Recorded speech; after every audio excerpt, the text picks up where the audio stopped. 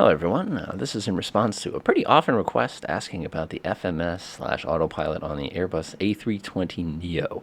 Now this aircraft I'm just going to start with first is definitely a pretty slick representation of this aircraft. I got a little bit of experience with the more advanced payware versions, so there may be a little bit of Basically, in this video today, we're going to be taking a look at just sort of the basics as far as how I can get you from one point to another, how to enter things directly into the FMS, as well as how to do things like adjust the altitude, selected and management modes. Again, this is a unique aircraft, especially if you're coming from other airlines. All right, let's go ahead and hop inside.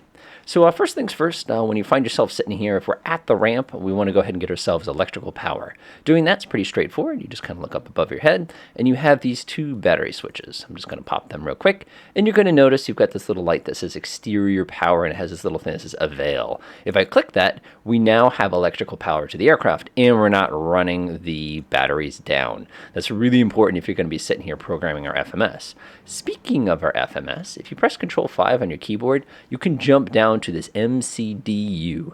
This right here is basically where you're going to be entering all the information about your flight plan into the main computer of this Airbus. So the first thing we want to do is we want to go to the page that says Init.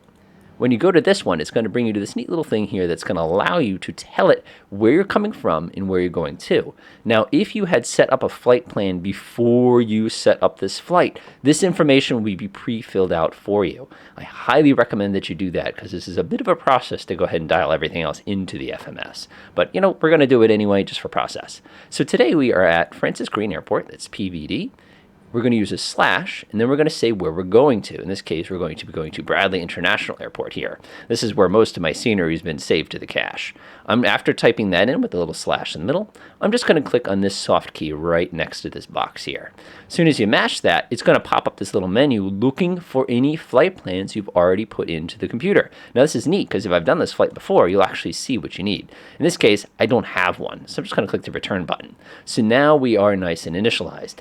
Now, on an Airbus FMS, you've got this little set of arrows. Whenever you want to go to the next page, you simply click to go to the next page. That's going to be your left arrow. If you want to go up and down, these are not reversed, but they're going to feel reversed. This actually makes the page go up.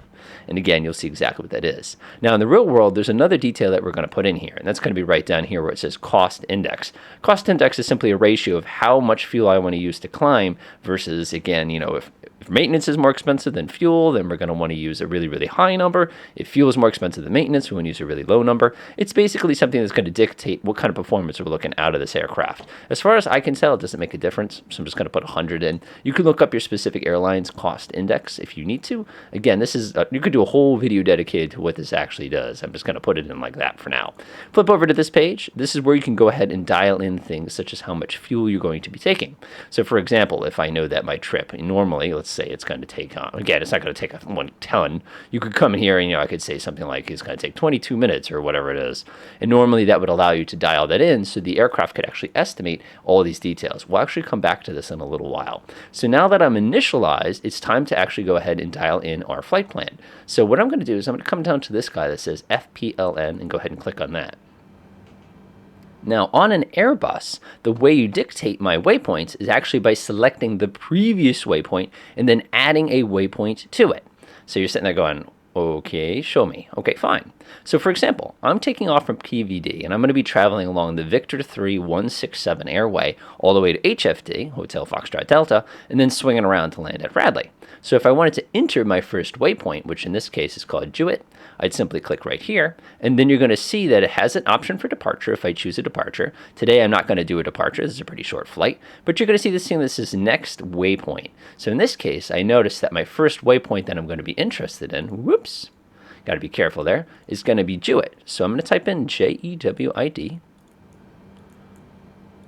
just like that, and then I click right here where it says next waypoint, and it's going to go ahead and load that in there. So now you can see I have a brand new waypoint. You can actually see the FMS running around with that waypoint trying to find out where to go.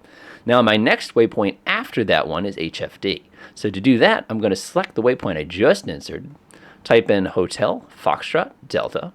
I'm going to click right here for next waypoint, and it's going to give me some choices. In this case, really?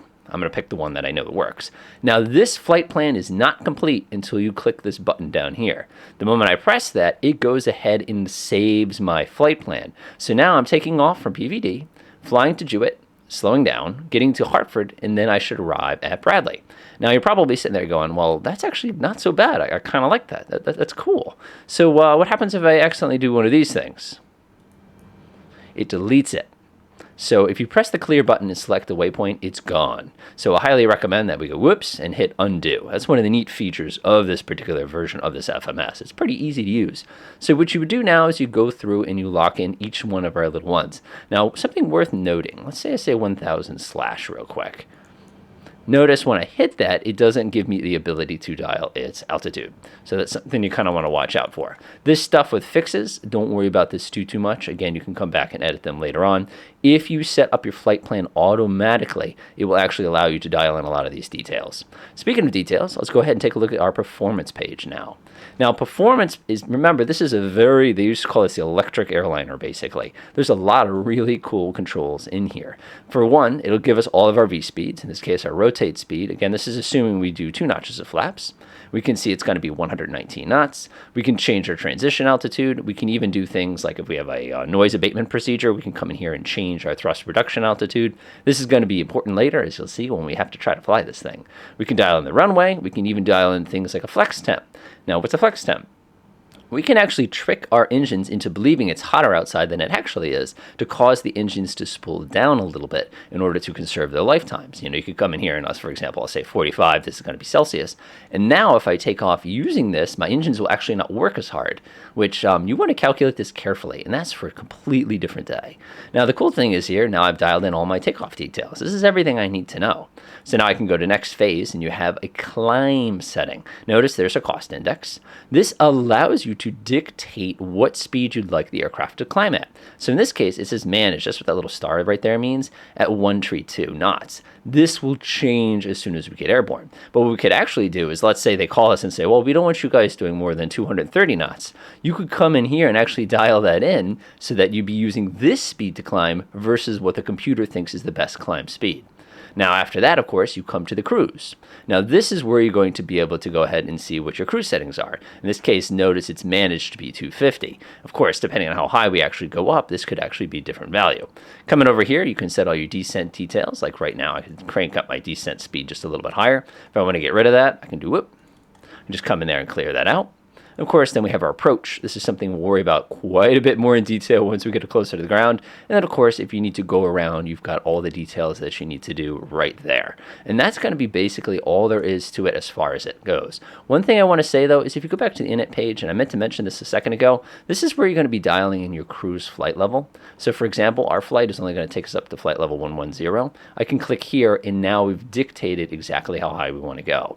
That's about as far as you'll need to go with this tool. Note that there's also an option up at the top left which allows you to go direct. Now this is cool. If we want to proceed direct to Hartford, I could click this button right now and override everything to immediately go to that point. We'll do that once we get in the air because I don't want to confuse anybody too much. The important thing is once your flight plan looks the way you want it to look, and once your performance data looks the way you expect it, you're pretty much all set and ready to go. In the real world, a lot of this data actually gets data linked down to you so that you can use it directly. Fortunately, we don't have any of that. Another thing I want to point out is you have your navigation radio options here, but keep in mind you have a regular navigation radio directly below it, so don't get too carried away with that.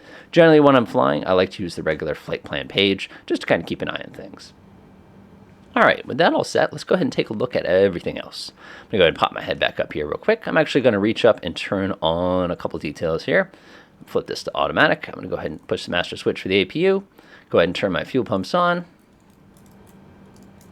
And now I'm going to come over here and press the start button for the APU. So I'm going to let that get rolling. Let's now take a look at the autopilot. Now, an Airbus has a different philosophy than some of the aircraft you've probably encountered as far as this goes. For one, you have 2 modes for every one of our knobs. Notice you don't see like an FLC button or a nav button or anything like that. Basically, you can either say the FMS has control, in which case, if you take a look at my mouse right now, it's an up arrow, it says managed, or you can say, give me the ability to control it, which was going the down arrow, which is the equivalent of pulling the knob out. For example, if you take a look at my speed knob, if I push it in, notice you get this little dot saying the flight management computer's got it. If I pull this, it's going to let me dial in the speed I want to be traveling at. So I'm going to push it back in, letting the flight management computer do the work for me. Now, a lot of times when you're working with air traffic control, you're going to get an interesting set of requests. They're going to be saying things like, oh, would you be so kind as to climb to this altitude? If that's the case, you've actually got to dial this in manually, and I recommend using selected mode, and we'll actually demonstrate that. Let's pretend when we took off today, we're only going to be authorized to 6,000 feet. So I'm actually going to say selected versus using managed. If you leave it in managed, remember our maximum altitude is 11,000. The aircraft will automatically level itself off at 6,000. This is considered what they call a constraint. Also notice level change. There's our FLCH if you were looking for that. Of course, we can set off vertical speed, but we'll deal with this once we get airborne. So let's go ahead and get this aircraft started. Everything's pretty much good to go. This would be probably a really, really good time to call up air traffic control and says, could you back us up, please? Let's see. Do I need any of these good things? No, but I need pushback. I get so much pushback from these guys. I just don't know what it is. Notice we're skipping a lot of things like initializing stuff. Like we need to make sure our navigation, we want to steer to the right. I'm going to let them take care of that while I get ready for everything else. Okay, so now our flight management computer is all set. Everything's ready to go. It's just a matter of starting this thing up and getting our flight going. So let's go ahead and hit the beacon light. That's our beacon light. Turn it on just to let everybody know we're starting. Now, an Airbus is an easy thing to start. So what you're going to do is throttle is going to be at idle. We're going to set this little knob to the start selection and turn those on. Now, I know professionals are going to be looking at me going, what did you just do? I know exactly why you're thinking that, because in the real world, you're like, you can't start both engines at the same time. And I said, well, that's Microsoft Flight Simulator 2020, at least. So let's go ahead and back this thing up. And I think I almost ran somebody over. I think this is about enough backup. I'm pretty comfortable with that. Fuel truck, watch it. Watch it. Providence ground, red 64, requesting the end of pushback. Wow. I really hope I don't bump into something. Parking brake set. All right, we got to wait until he gets out of our way. Our engines are now currently spooling up. Takes just a moment for them to get going.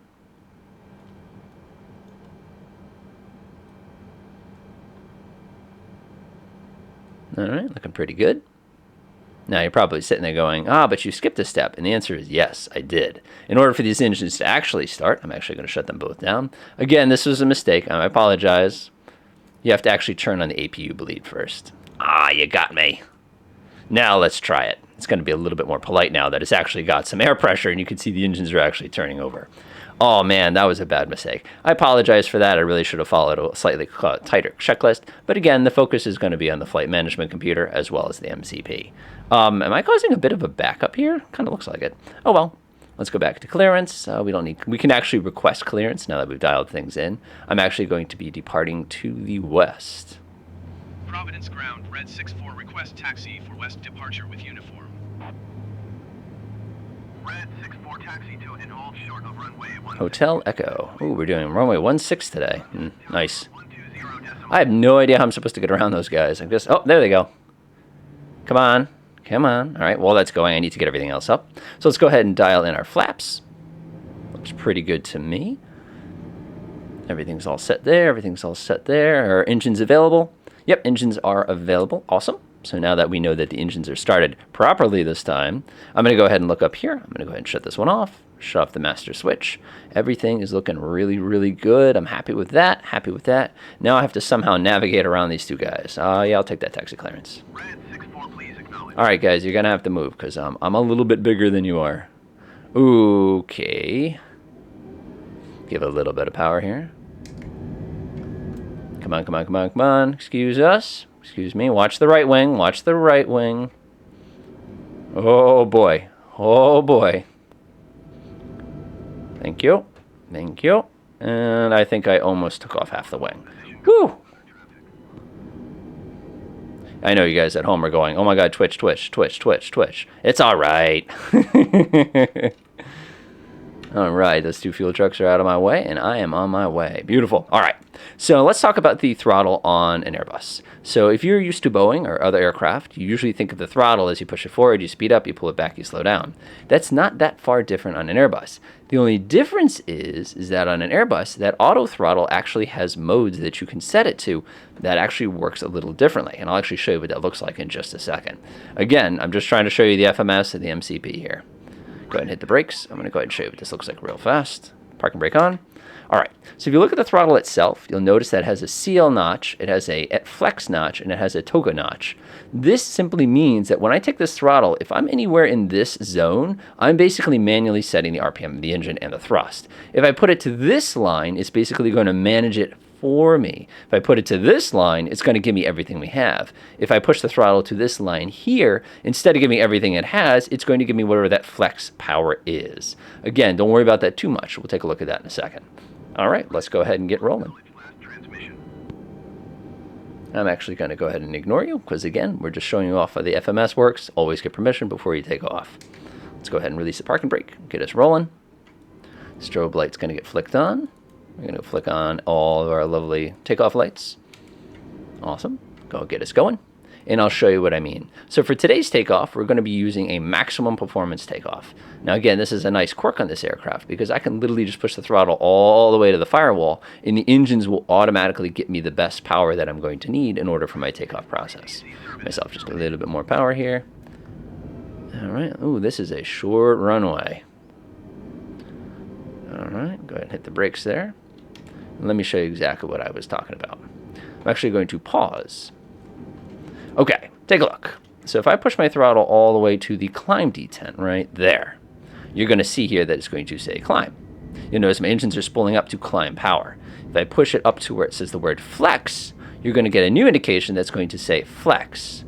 If I push it all the way forward, it's going to give me toga power, which is going to give me maximum performance takeoff. And you can actually see what mode you're on right there. So what I'm actually going to do is I'm going to drop that back down to 0 because we don't want this aircraft zipping away. Again, I'm just using that active pause feature so you can see what that looks like during a takeoff. So now that that's all set, of course, like I said, if I unpause, I'm going to go bounce, bounce, bounce, bounce, bounce down the runway, and it's going to be kind of hilarious. But I'm not going to do that right now. So let's go ahead and reset things. We're going to get a little jump. I'm going to push the throttle all the way to where it says flex, and you can see that set right there. And off we go. Now keep in mind, I haven't set any special modes on the MCP at this point. I'm just going. Oh boy, this thing's got some pretty good acceleration. Remember, at any time I can go like this and set it to maximum power if I need to, but I don't really need to. Give it a teeny tiny tug. Remember, this is an Airbus. We have fly-by-wire controls. And we are airborne. As soon as you get vertical, go ahead and lift those landing gear up. And now notice my thrust mode has gone to MCT, which stands for maximum continuous thrust.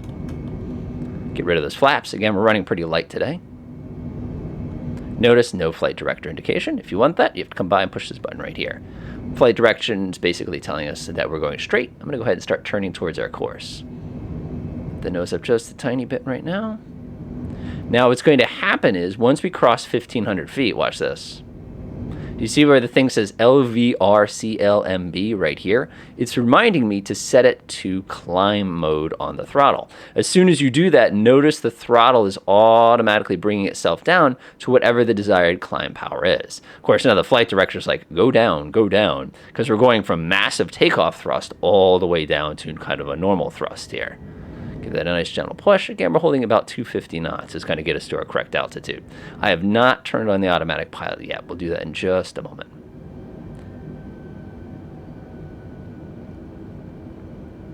Looking pretty good. Looking pretty good. Nice. Taking ourselves a nice wide turn here. Now notice, I am not touching the throttle right now. It is completely managed. And you can tell that it's managed because this little ATHR light is turned on at this time. Now notice we're starting to get a little close to 6,000. The system is automatically telling us to level off. This is a good time to turn on automatic pilot channel 1. So now what's going to happen is the aircraft is going to continue climbing until it gets to 6,000. Now notice, I'm going to look down at the throttle. It's still set to climb mode, but it's automatically setting the RPM magically, basically. And again, that's one of the cool things about this particular aircraft. Another thing I want to point out is notice that the aircraft is climbing at 230 knots.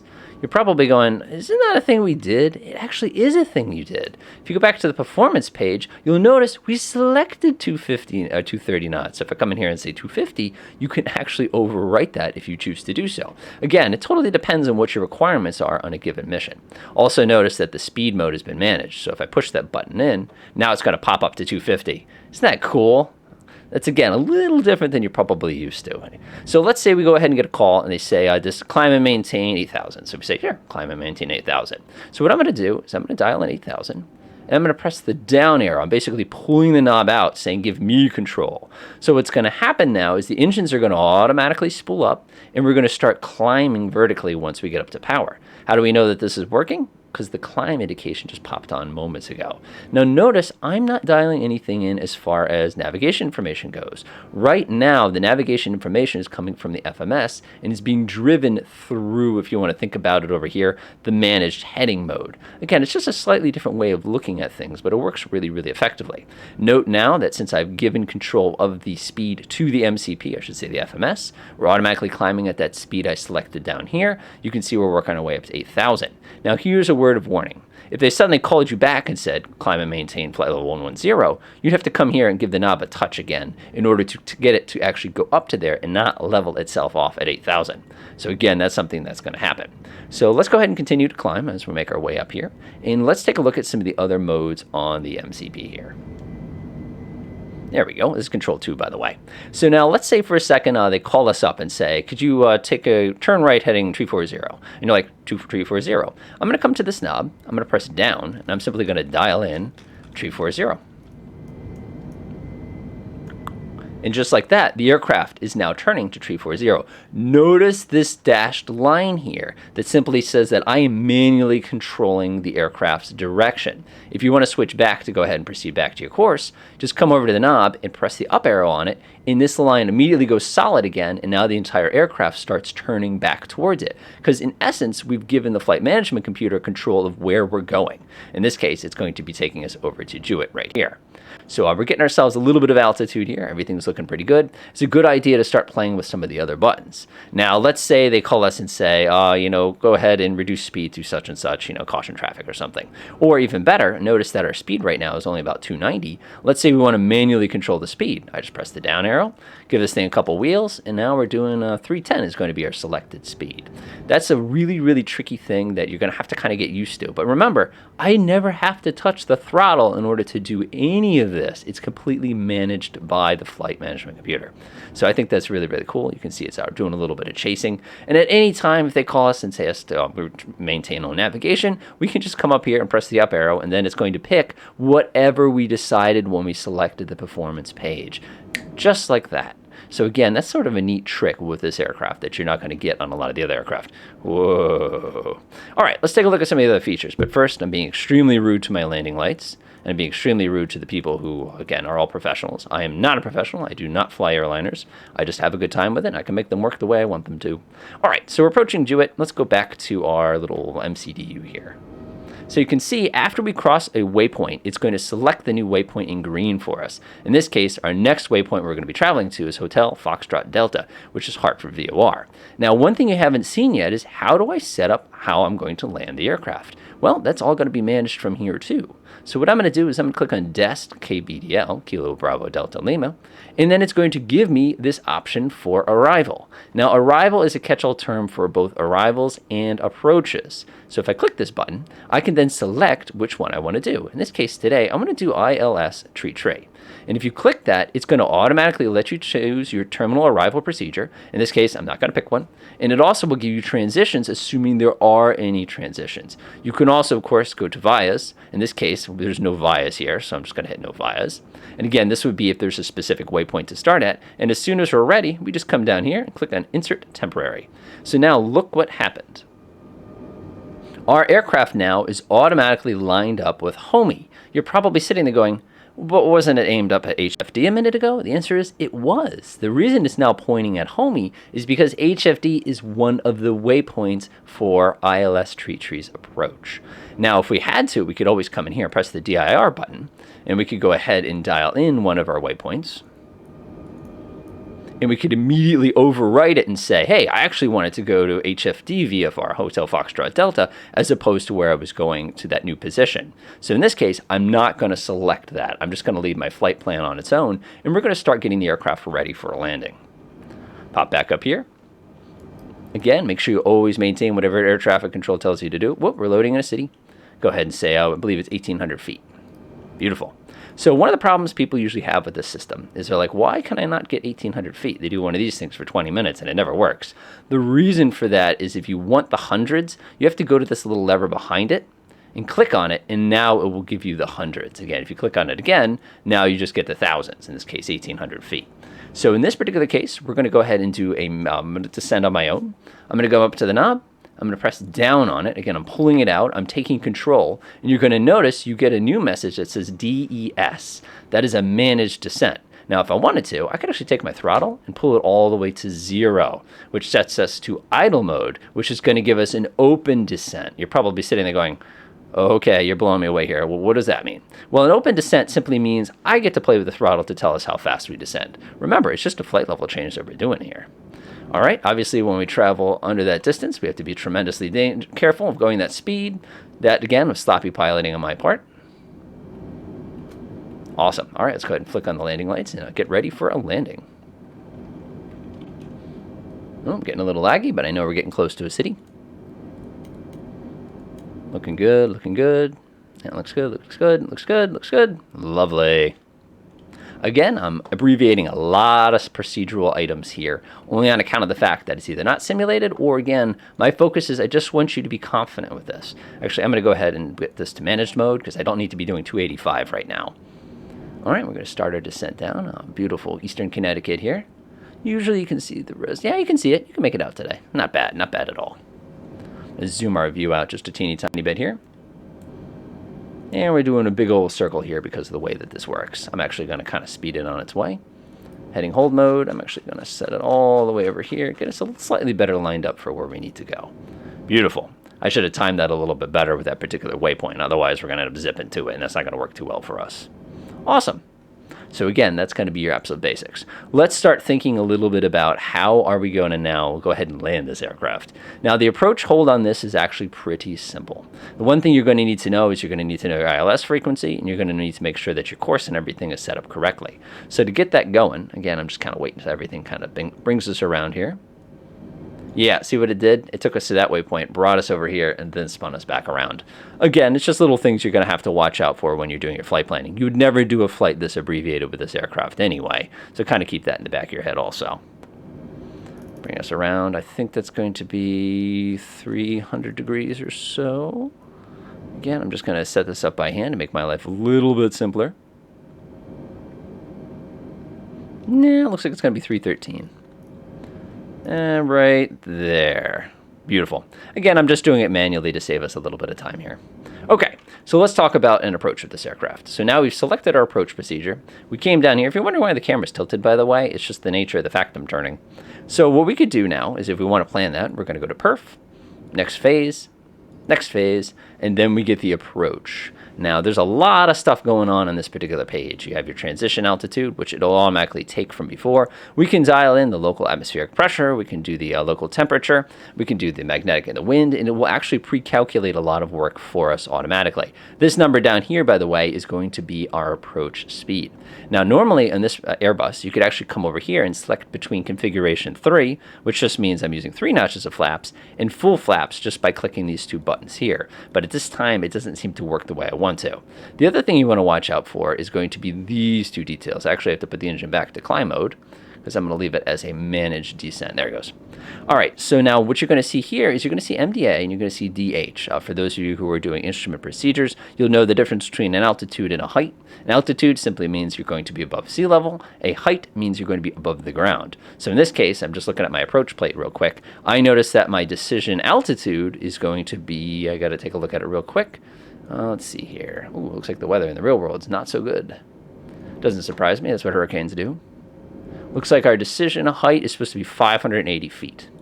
So I can actually come in here and say 580, and then I can say my decision height is going to be 200 feet. Again, that's where you're going to be putting your minimums in if you're approaching that kind of a situation. So that's looking pretty good. I'm going to go down to my navigation radio next. That looks good. That looks good. We're coming down quite nicely. Actually, let me take a look at our speed. It looks pretty good to me. And now our navigation stuff is going to be already preset when you click on the nav radio button.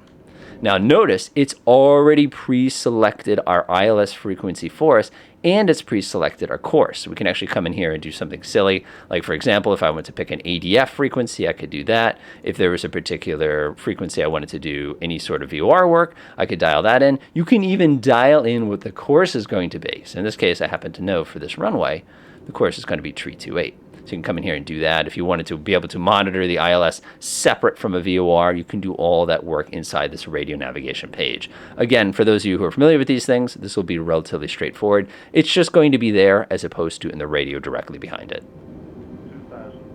All right, everything's looking pretty good. We're losing a lot of speed here. I think the aircraft assumes that we're automatically on approach mode, so I'm actually going to take control back from the aircraft, and I'm going to put it back to the speed that I would like it to go. I'm going to take a look at my throttle. Again, I'm going to leave it on the climb detent. It's going to automatically spool up the speed that we need it to do. And now we're going to be good to go. So the aircraft now at this point, again, we're picking up a little bit of speed. We'll continue our descent in just a moment. All right, looking good. So I am in control of all of these items. This is our speed. This is our current heading. You can see that it's basically got us dead on to where we need to be. And this, of course, is going to be our altitude. Taking a look real quickly, I can see that I need to be at 1,800 feet when I hit the Homey intersection.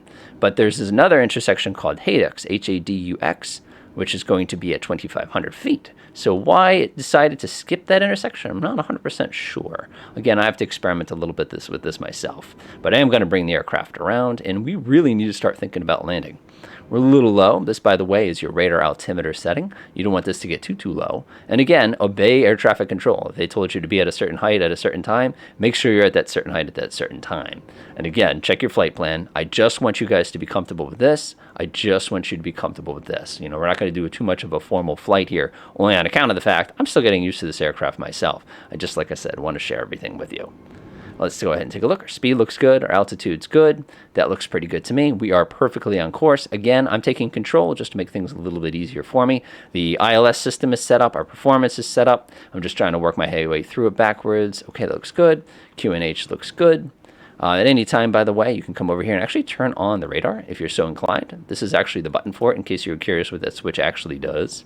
In this case, I don't think there's going to be any weather that we need to worry about, so I'm not going to get too paranoid about it. Whoa, we're cashing some pretty serious stuff in today.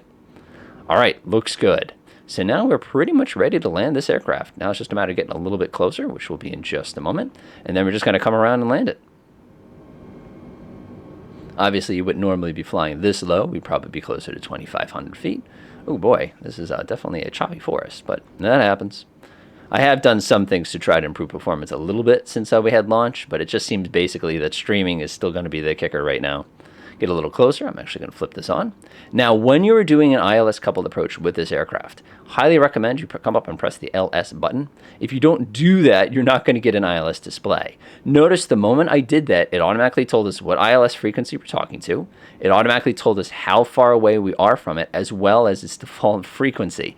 And since we're a little farther away, it's automatically gone ahead and told us where we are relative to where we need to be. In this case, taking a look at the map real quick, you can see I'm ever so slightly off.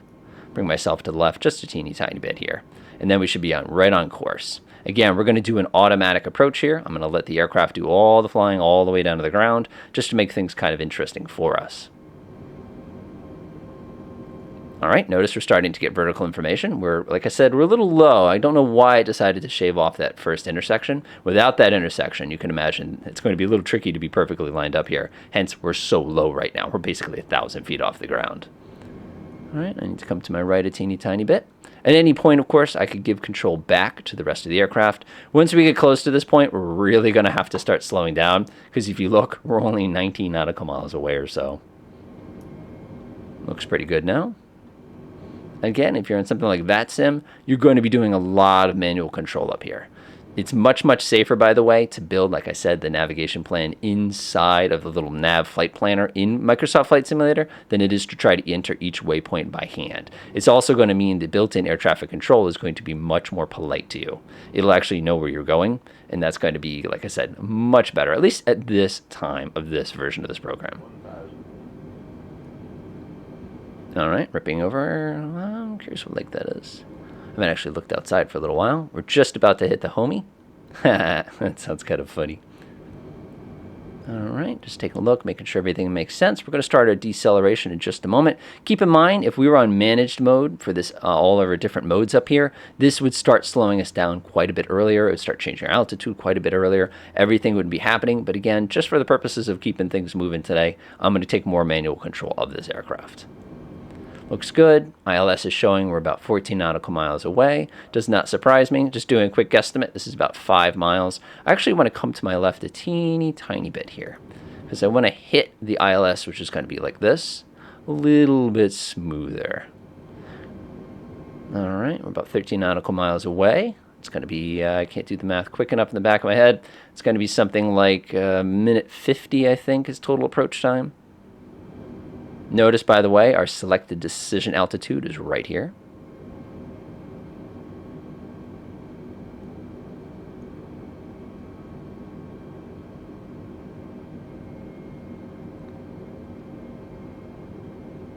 All right, good. All right, good. Looks good. All right, I'm liking it. I am liking it. This is definitely not standard procedures. Again, just trying to show you the details. Well, let's go ahead and arm the approach. I'm going to come over and press the APPR button. Now remember, when you arm the approach, nothing happens until you get close enough to actually initiate the approach. In this case, see how the aircraft is turning? It's because it has captured the localizer a little early. Let's go ahead and start slowing down. Again, at any point, I can just go boop, managed mode, and it will slow us way down to basically nothing. Slowing down. Start preparing for landing.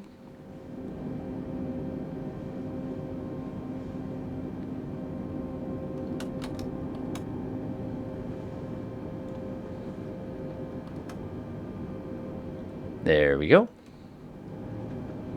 Now, the neat thing here is it will automatically preset your speed based on your flap setting. So you can actually see this little F here that tells you when your next flap is. Notice we're about ready to capture the glide slope. Next flap. Check to make sure gear is down, flap is down, and we are good to go. Again, I'm in managed speed mode. We are just a little bit below glide slope. Engine should start spooling up.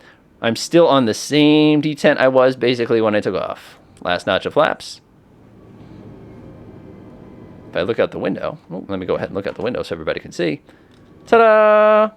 There's our runway, just like I promised. So right now, you can see that we have speed is managed. We can see glide slope is managed. We can see heading is actually managed. If I go up here and push heading, hold in. Obviously, again, we're in approach mode, so all that is automatically managed. I'm not touching the throttle, and you'll notice it's staying perfectly steady. So now it's just a matter of putting this thing down on the ground. I'm going to allow this to actually use its autoland feature. Now, one neat feature when we autoland is we still have to pull the throttle back. We still have to engage the speed brakes. That's going to be still our responsibility. But as it stands, I think this will be a pretty good ending to the video in just a moment. I'll probably take a look at the Boeing 787 a little later. I'm a little more comfortable with Boeing avionics, in case you couldn't tell. And at the same time, this is still, like I said, this will get you going. Should probably stop saying that, right? Now imagine this entire experience if this were horrible weather, or imagine this entire experience if your computer broke down and you had to do it all by hand. Ooh boy, that would be a lot more exciting.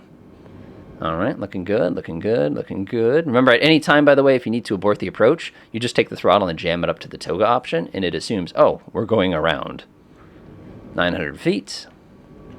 Everything looks good. Again, I'm going to let it do an auto land. Let's see what happens. Getting a little bit of that morning turbulence, nothing too bad. Okay.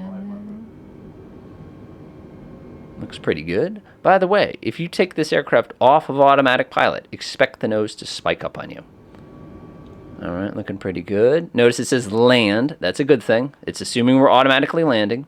We are just responsible for the throttle and the speed brakes. This is pretty cool to watch. We've already passed our decision altitude as well as our decision height. Looks good. Coming in nice and smooth. This is going to be interesting.